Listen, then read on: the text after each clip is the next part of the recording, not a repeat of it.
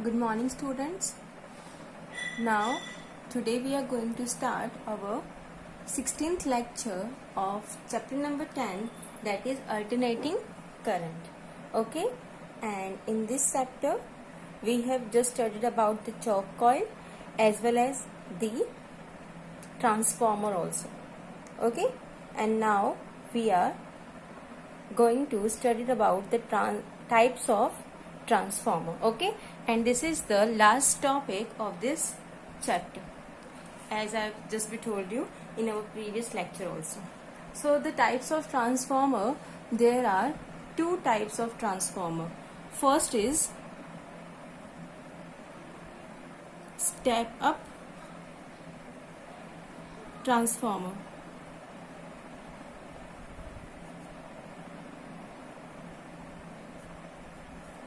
Step up transformer. So what is step up transformer?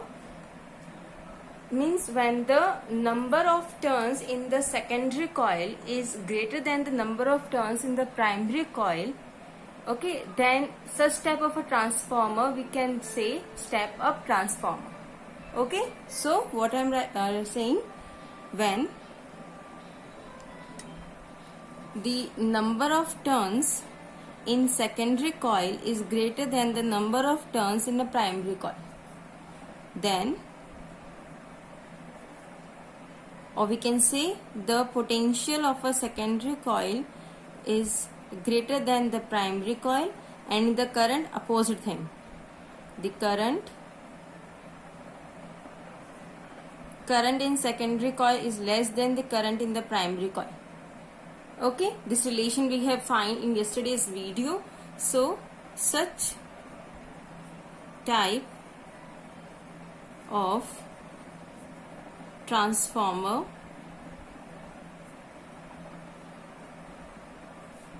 is called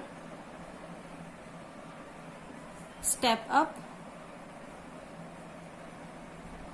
transformer.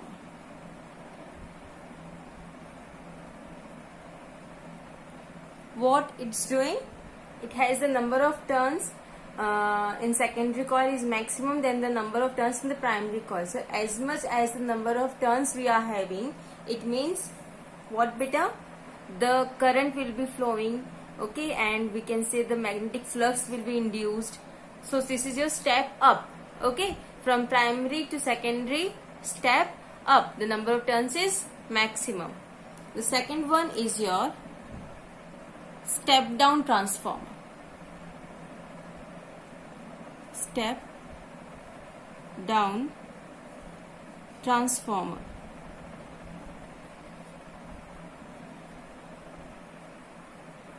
Step down transformer. Now in this, when just the opposite thing, okay, so when the number of turns in secondary coil is less than the number of turns in the primary coil, then what we can say, the voltage in the secondary coil is less than the voltage in the primary coil, okay, and the current in the secondary coil is maximum than the current in the primary coil. So such type of transformer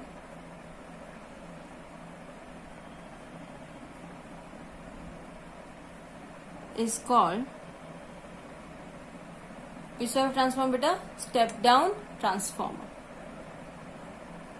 Step down transformer. Okay, clear? Get my point beta? You may even write all these symbols in the form of language also, like when the number of turns in the secondary coil is less than the number of turns in the primary coil, the output voltage in the secondary coil is less than the input voltage in the primary coil, and the current in the secondary coil is greater than the current in the primary coil, means all this the symbol which you have used of the greater than and the less than, you can write in the language form also. It's completely depends upon you. Okay, now when we are just talk about the energy loss, then we can say that the hence when number of turns in secondary coil is less than the number of turns in the primary coil, and the voltage also, and regarding that the current also, if there is no loss of energy in transferring power from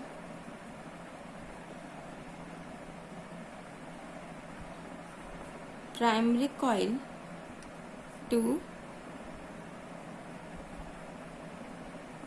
secondary coil, then power in primary to power in secondary coil, the efficiency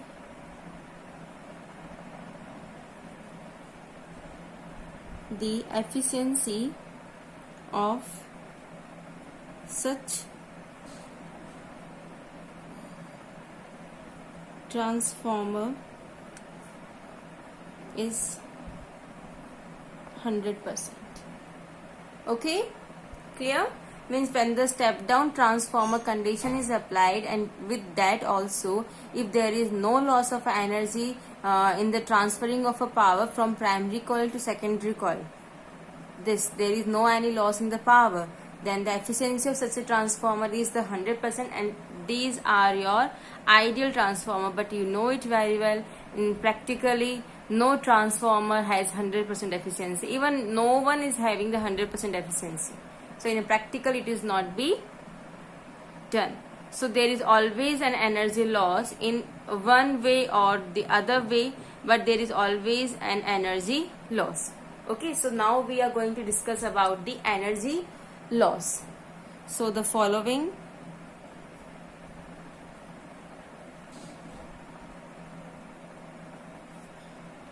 are the energy losses in transformer. Okay, now the first energy loss is your copper loss. Copper losses. Okay, now the primary and the secondary coil, we can say that the primary and the secondary coil have a very small but a non-zero resistance. Okay, and due to which heat is produced due to Joule effect. You have just discussed about Joule effect, beta. P equals to I square R. Okay, this loss is called a copper loss, and to reduce such type of a loss, we can use a thick copper wire for winding purpose. Okay, so the primary and secondary coils have very small but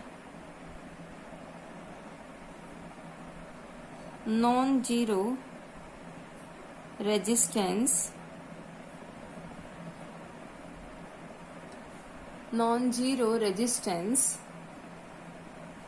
and due to which heat is produced due to Joule effect, then this loss is called copper loss. And to reduce this loss, what we have to do, beta? We have to use a thick copper wire for winding purpose. Okay, a thick copper wire is used for windings. Clear? Okay, this is your first loss. Now we are going to discuss about the second loss. And the second loss is loss due to the leakage in the magnetic flux. Okay, the second loss is losses due to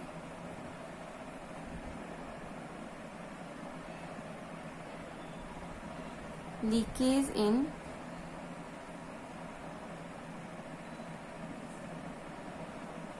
magnetic flux. Okay, so we can say that the entire flux in the primary does not passes through the secondary. Okay, there is some fault in the windings, or we can say the air between the laminas of the core. Okay, and there is some leakage of a flux because the entire flux from the primary is not be transferred to the secondary. Okay, and so there is somehow the loss has been the flux has been leaked. Okay, and to reduce such type of a loss, we have to be wound the wire on these two coils over to each other. Means we don't have to leave any single bit of a space between the wires when we are winding them out. Okay, clear? So the whole flux produced by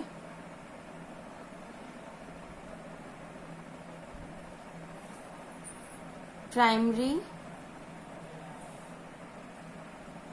coil does not passes through secondary due to a faulty winding or the air between lamina of iron core. So there is a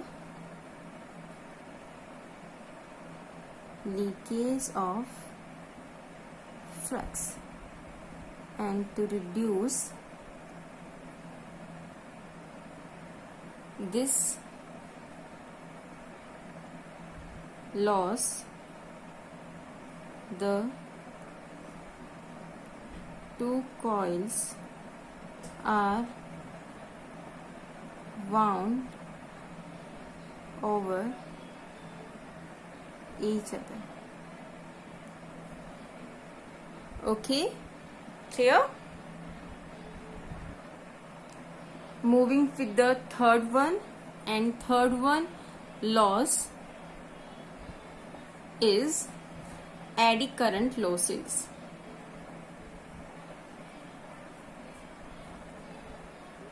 Eddy current losses. Okay, now in when we have this change in the magnetic flux in through the iron core, then there will be a small current loops has been induced. Okay, and due to that eddy current has been produced. I just told you in our previous chapters, and which has just dissipates the energy in the form of heat. Okay, and to reduce this loss, the transformer core has been laminated. So in this, the change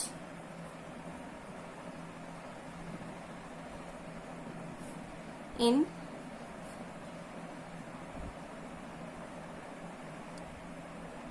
magnetic flux through the iron core induces a small current loops in it, and which is called eddy currents, which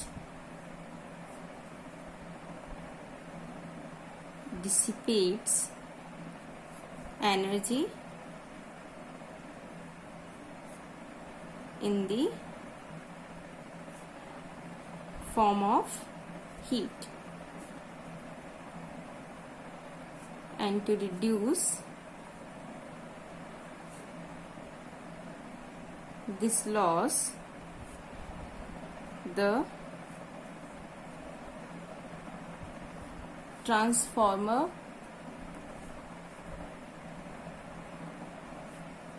core is laminated. Okay, clear? Like this we can easily reduce this loss of eddy current. Clear? Okay, moving towards the fourth one, loss, but this one is last but not the least. Okay, and the fourth loss is hysteresis loss.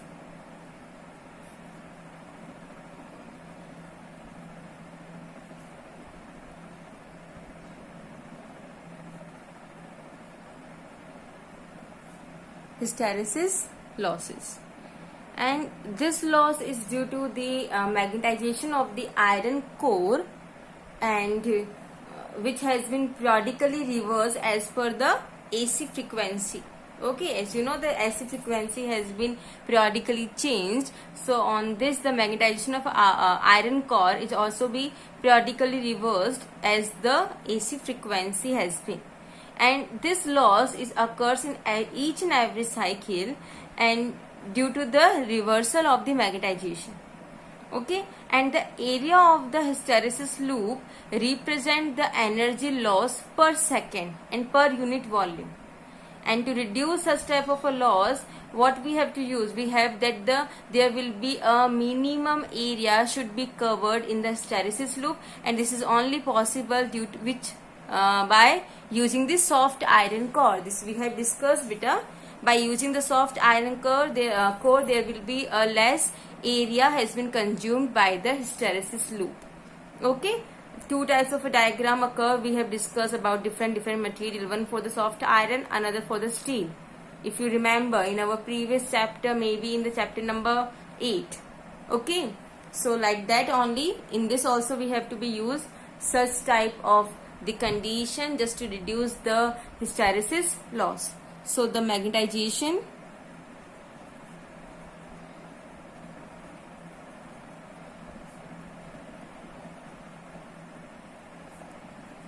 of iron core is periodically reversed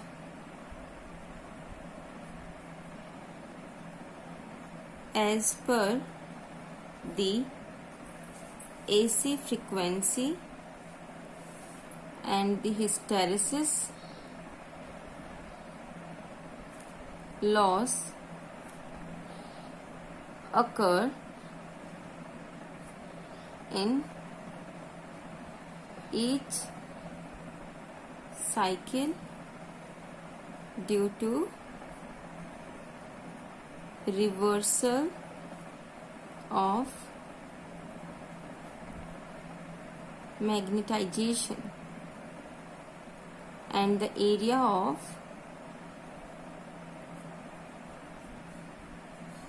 hysteresis loop represents the energy loss per second per unit volume, and to reduce such type of the loss we have to use a soft iron core.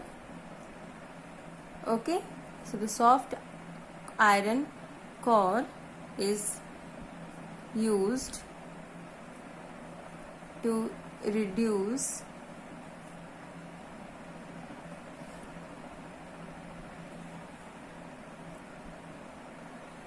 this loss, which has minimum area of its hysteresis loop. Clear? And even the transformer are used in the power transmission and the impedance matching also. The what we can say, the audio frequency transformer are used in the telephony and the radio telephony purpose. The radio frequency transformer is also used in radio communication. The transformer, the transmission of the electrical power also for the distant areas at a different and very high voltage and the low current, that can reduce the transmission loss also. So for all kind of things we have to be use a step up transformer.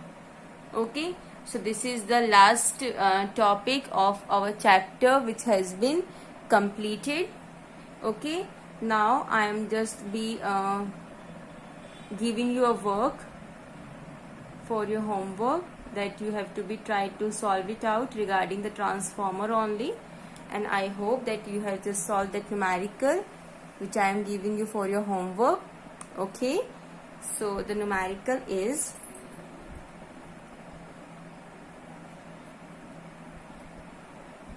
a transmission line has a resistance of 20 ohm. The power to be transmitted is 6.6 kilowatt, and if the power is transmitted at 22,000 volt, 220 volt, then find power loss and voltage drop in both the cases, and what conclusion is drawn from this. This also you have to be explained. Clear? So this is your question. You have to be solve this question, and in our tomorrow's lecture, next lecture, we are going to start solving the numericals of the exercise question numerical. Most of the examples, the numerical example we have solved. Okay, now we are moving towards our numerical portion of this chapter. and which has been starting from our tomorrow's lecture, next lectures. Okay, clear? Thank you. That's all for today.